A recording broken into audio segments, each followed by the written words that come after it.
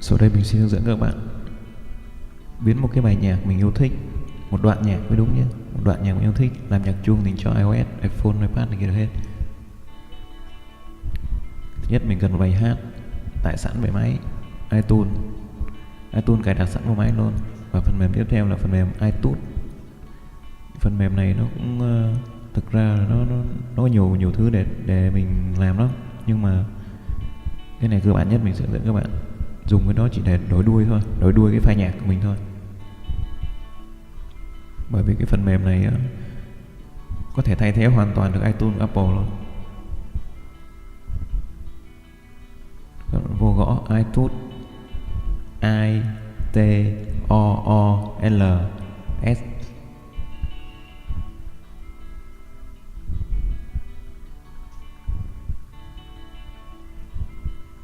Đó, tìm kiếm nó ra nhiều cái kết quả lắm. Các bạn nhớ kéo xuống cái mục, kéo xuống tiếp vô đúng cái trang chủ nó luôn, tại cho cái bản cho nó trọn vẹn. Cái phần mềm nó cũng rất là nhỏ, có mười mấy mê thôi, 6 mê là cũng đó.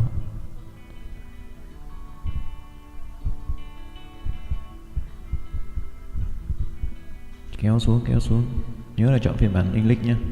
Tiếng Anh mình xài nhân tiện, xài mấy cái tiếng tàu rắc rối lắm.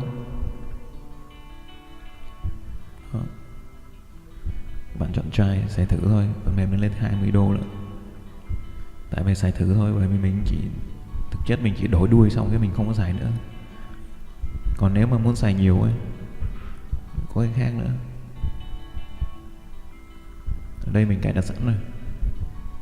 Tại vì nhưng mà mình tí mình ra ngoài màn hình chính cho bạn coi.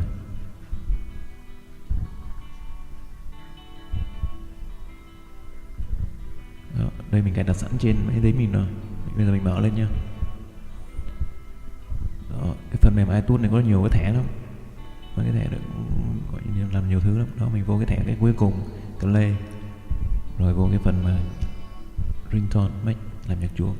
Chọn cái file từ PC của mình, rồi chọn đường link tới. Mình quăng ở ngoài desktop, mình ra ngoài mình làm luôn. Kéo xuống, đó, cái file âm thanh đó, chọn vô. Đó. Ở cái sóng âm này nó sẽ có hai cái thanh gạt, một cái thanh gạt đầu và một cái thanh gạt cuối. Ở đây mình sẽ xài dùng cái thanh gạt cho nhanh. Đó, thanh gạt đầu đó, gạt vô, gạt cuối gạt vô. Cái khoảng ở giữa của hai cái thanh đó chính là cái nhạc mình làm nhạc chuông. Ở đây mình thích cái đoạn đầu, mình chọn cái đoạn nhạc đầu đó, nhạc đoạn đầu. Nhớ là cái nhạc chuông là phải dưới 40 giây nha, dài hơn nó không có cho đâu. Đó, thực sự như mình chọn 22 giây thôi.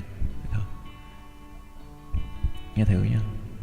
Sau khi các bạn chọn, các bạn có thể nghe thử coi ưng chưa. Nếu ưng rồi thì bắt đầu mình chuyển qua mình sell. Còn chưa ưng thì chọn lại cho nó giống nhạc, nó không bị gãy nhạc, không bị đứt đoạn. Cái đoạn mà đang hay đứt ghê đâu.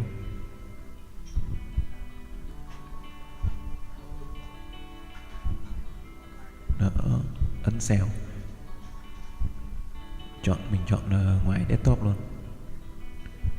Rồi ấn sell 10 giây, chưa đến 10 giây nữa xong rồi. Rồi phần mềm coi như phần mềm iTunes thì đã hết giá trị lợi dụng, bỏ qua bên nha. Bây giờ mở iTunes lên.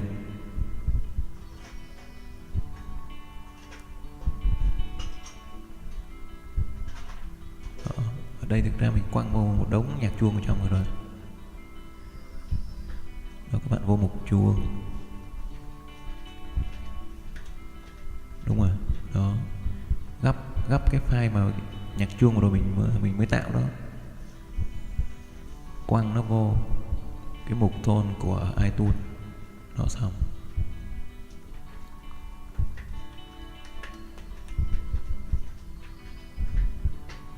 Rồi, ok, bây giờ cắm máy vô, cắm iPhone vô. Đây nó thông báo mấy cái thứ nhạc, bỏ qua hết đi.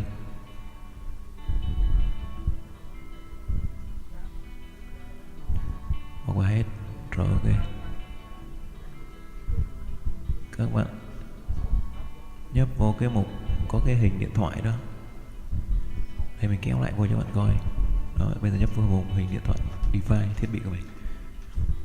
Đó, chọn một cái mục tone nhạc chuông. Ở đây nó sẽ hỏi là đưa hết những cái gì nhạc chuông ở trong iTunes này vào iPhone hay là từng bài. Đó, từng bài, tất cả này, từng bài đó. Bây giờ mình chọn vô từng bài nhé. Giả sử bạn có nhiều bài, 1, 2, 3, đây sẽ có 3 bài, chọn vô 3 bài thôi. Đó, ok, ấn apply. 3 giây là xong rồi. Rồi, ok, rồi đã xong. Rồi tắt được phần mềm iTunes đi luôn rồi.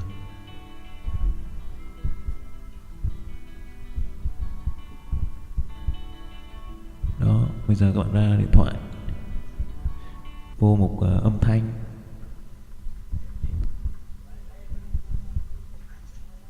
vô mục nhạc chuông. Đó, giả sử mình mới đưa 3 bài vô, cái là giờ nó có sẵn 3 bài trong nó luôn.